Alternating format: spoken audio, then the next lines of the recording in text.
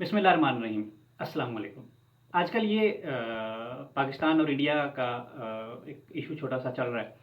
वो कहता है जी मैं पानी बंद कर दूंगा, ये कर दूंगा, वो कर दूंगा। उस हवाले से एक छोटी सी आपको वाकया सुनाता हूँ कि तुर्की के सदर तुर्गुत औजाल उस वक्त सदर थे।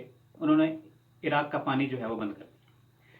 जब उन्होंने इराक का पानी बंद किया तो उस वक्त सदर थे सदाम हुसैन। उन्होंने सफारती तरीके से उस मामले को हल करने की कोशिश की। उन्हें कहा कि जी हमारा पानी जो है वो आप बंद ना करें, लेकिन ईरान जो है तुर्की ने जो है वो बात नहीं सुनी और उन्होंने कहा कि नहीं जी हम पानी बंद करेंगे और इस जगह पे जो है डैम बनाएंगे।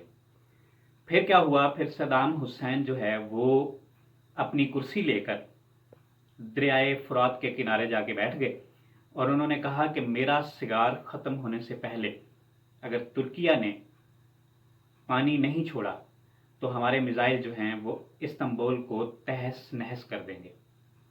उसके बाद पूरी दुनिया ने ये देखा कि तुर्की ने उनका पानी जो है वो छोड़ दिया और फिर कभी पानी बंद करने की जुर्रत भी नहीं की।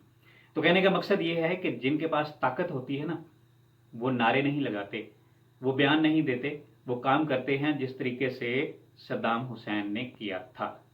बहुत शुक्रिया।